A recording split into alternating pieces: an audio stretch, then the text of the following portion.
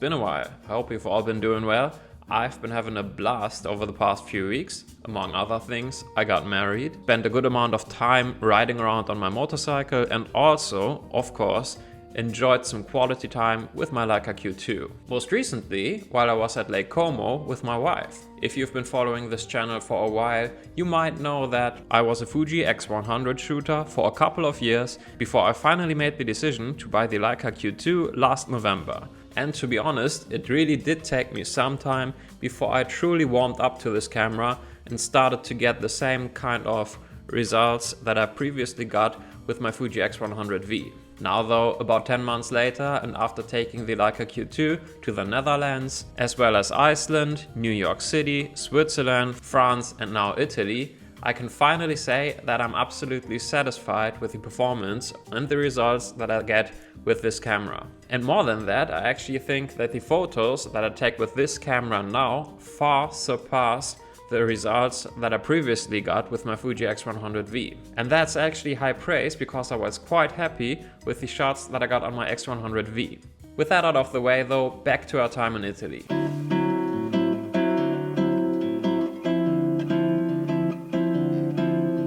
Last month, we spent a week at Lake Como. We've been there before, so the area wasn't new to us. But since the lake area is gigantic, we made an effort to stay away from the more touristy areas that most people are sort of familiar with and try to explore some of the places and restaurants where more of the locals actually go and hang out. So we were trying to get a bit more of an authentic experience, is what I'm trying to say. I don't actually think that we got this place figured out, but we had quite a nice time and I'm happy to share at least some of the places that we went to, as well as my experience of using the Leica Q2 along the way. When we first arrived, we stayed at one of the lakeside villas for a couple of nights. It was a more exclusive type of accommodation, so we basically had most of the vast area to ourselves. Great times. Hung out by the pool a lot, 5-course meal every evening and a great view over Lake Como. If you manage to find out where this place actually is, you should definitely give it a try if you ever get a chance to. And it's actually also a lot cheaper than it might look. But anyway, after this more special start to our holiday, we made our way first to Bellagio, which is hella touristy, but also very pretty. And then over to the next place we stayed at, which was closer to Lecco. This place was an Airbnb and it was basically the top floor in an old villa with this gigantic terrace and, once again, a great view over Lake Como. Needless to say that we made ourselves comfortable right away and enjoyed a couple of very nice sunsets and sunrises on this terrace. Much to our delight, the surrounding area was actually a lot less touristy than what we were used to from Como, Bellagio, Menaggio, Varenna and the likes. And that was great for many reasons, but mostly because it simply felt like a more authentic Italian experience there. We visited Lecco, which was nice, and spent an equally nice evening at Sant'Anna, which is basically a farm with a restaurant where they make most of the food with the ingredients from their farm. The food was absolutely lovely. We got great company from one of the random dogs that just roamed around the farm.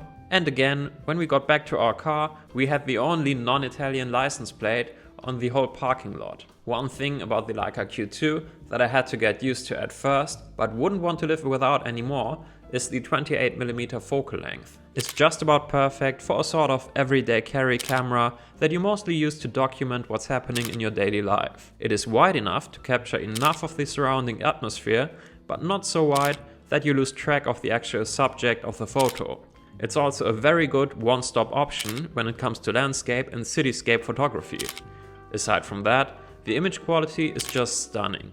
Yes, the low-light performance would probably be better if the resolution wasn't as high, but damn, the amount of detail you can capture with this camera is still mind-bending to me.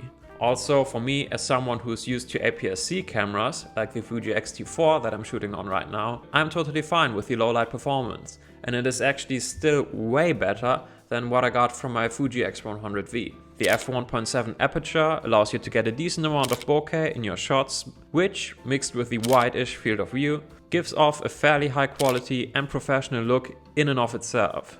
Aside from all that, the Leica Q2 is just one of these cameras that simply doesn't get in the way. It's not too big and it doesn't get noticed by a lot of people, even with the red dot. But you do get the approving nod of a few nerdy looking guys every now and again. And you know, that's good for the soul. So all in all, the Leica Q2 was just about the perfect camera for this type of holiday. Outstanding image quality, never looks out of place, long-lasting battery. It's small enough so you never want to leave it at home. It doesn't draw any unnecessary attention, and the 28mm is just about right for most situations. Don't get me wrong though, this is an expensive camera, and there are other cameras on the market that cost a lot less and would do the job just fine. You certainly don't need this camera to have a great holiday or to capture great memories. If you don't have the cash for the Leica Q2, or you simply don't want to spend as much money on a camera like this, just look at options like the Fuji X100V, or maybe even one of the older X100 cameras, or maybe even an older Leica Q or a QP. And that's just to name a few. At the end of the day, it's the experience that matters, and the images should just be a medium to preserve those memories for later days.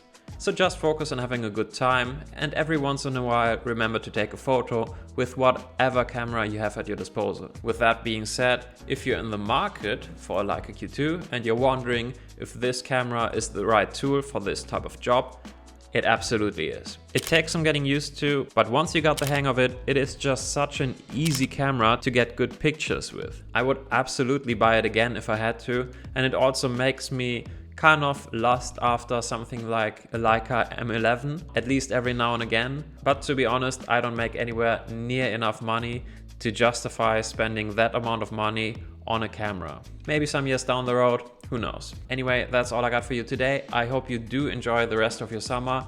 We are heading into autumn fast here in Germany, and I absolutely can't wait for it. As wonderful as it was with all of the sunlight, I'm so done with all of the heat and the drought, and absolutely ready for some cold, misty, rainy, foggy weather, as well as some nice fall colors. So subscribe if you want to see some more photography, EDC or tech related videos. Follow me on Instagram if you want to see some more photos. Until next time, take care.